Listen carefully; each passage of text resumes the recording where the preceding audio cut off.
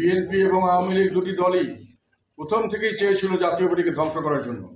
জাতীয় পার্টির সৃষ্টির পর থেকেই তারা যখনই যে সুযোগ পেয়েছে এই দুটি দল আমাদের ধ্বংস করার চেষ্টা করেছে, যে আমরা নির্যাতনের মধ্যে বেঁচে থাকতে পারি। আগেও ছিলাম, এখনো থাকবো। আগামী দিন কি হবে এমনকি এখন জানি না, আজকে সন্ধ্যার সময় পর্যন্ত কি হতে পারে।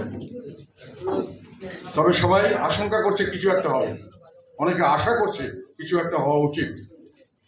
এই প্রেক্ষিতে আমি মনে করলাম, যেহেতু আমাদের জাতীয় পার্টি বিভিন্নভাবে নিগৃহীত হচ্ছে, এখন আমাদের উপর অন্যায় অত্যাচার জুলুম করা হচ্ছে, আমাদেরকে ফেসিবাদ বিরোধী আন্দোলনে আমরা সবসময় ছিলাম, তথাপি আমাদের একেবারে ডকুমেন্টারি এভিডেন্স, আমাদের ছেলেরা সেখানে জেল খেটেছে, আমাদের ছেলেরা হুলিয়া নিয়ে ঘুরিয়ে পালিয়ে বেড়াতে হয়েছে, কেস ছিল। সেই অবস্থাতেও আমাদেরকে উপরে অন্যায়ভাবে আমাদেরকে বলা হচ্ছে যে আমরা ফেসিবাদের দোষর ছিলাম। আমরা সর্বাত্মকভাবে সবসময় হাসিনা সরকারের বিরুদ্ধে যতদিন আমরা রাজনীতি করেছি, সবসময় তাদের দোষ তুলে ধরার চেষ্টা করেছি এবং সমস্ত জায়গায় যেখানে যখন দরকার হচ্ছে আমরা বক্তব্য দিচ্ছি। এখন প্রশ্ন হলো, তারা যেটা হিসাব করছে আমি যারা বুঝতে পারলাম, সেটা হলো যে আমাদেরকে জেল জুলুম করা হয়নি, কাজে আমরা আরামে এসেছিলাম, আমরা সংসদে ছিলাম। জেল জুলুম না করা হলেও আমাদের উপর অনেক রকম জুলুম করা হয়েছে, আমরা অনেক ধরনের ঝুঁকির মুখে থাকতে হয়েছে সবসময়, এবং আমাদেরকে বাধ্য করা হয়েছে। একটা কথা আপনাদের সকলেই হয়তো খেয়াল আছে, সেটা হলো এখন যেটা আবার দেখা যাচ্ছে, বিএনপি এবং আওয়ামী লীগ দুটি দলই প্রথম থেকেই চেয়েছিল জাতীয় পার্টিকে ধ্বংস করার জন্য।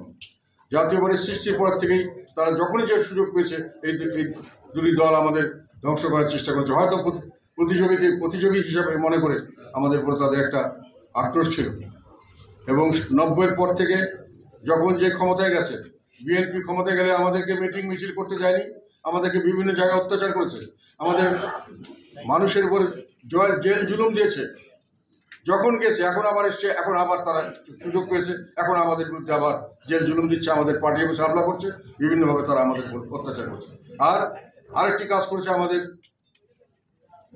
আওয়ামী লীগ, তারা আমাদের দলে বিভক্তি সৃষ্টি করে, আমাদের শক্তিহীন করে, আমাদের রাজনীতিকে বিভ্রান্ত করেছে এবং বিভিন্নভাবে আমাদেরকে এই বিভক্তির সুযোগ নিয়ে আমাদেরকে দুর্বল করে আমাদের শেষ করে দেওয়ার পর ষড়যন্ত্র করেছে।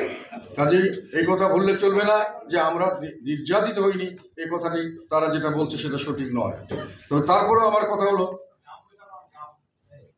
তারা যেহেতু এখন আমাদেরকে এই দিয়ে আমরা ঐক্যবদ্ধ জাতি, হাসিনা সরকারের পতনের জন্য কাজ করেছিল, ঐক্যবদ্ধ ছিল জাতি, সেখানে তারা হঠাৎ করে আমাদের সহ আর কিছু দলকে বাদ দিয়ে দিল, তাদের ঐক্য বিনষ্ট করলো, তারা ঐক্যকে দ্বিখণ্ডিত করলো, এবং একই সঙ্গে তারা এক পক্ষ বিরুদ্ধে। এগুলো কথা আমি মনে করি বোঝা দরকার সবাই। তারপরে এখন তারা যখন আমাদেরকে বিভক্ত করেছে এবং আমাদেরকে স্বৈরাচারের দোষর হিসেবে সব কিছু থেকে দূরে রাখার চেষ্টা করছে, আমাদের মিটিং মিছিল করতে দিচ্ছে না, আমরা হল ভাড়া করতে গেলে হল ভাড়া দিচ্ছে না, নানানভাবে নির্যাতন করছে। কাজে এখন প্রমাণ এসেছে দেখানোর যে আমরা নির্যাতনের মধ্যে বেঁচে থাকতে পারি। আগেও ছিলাম, এখনো থাকবো।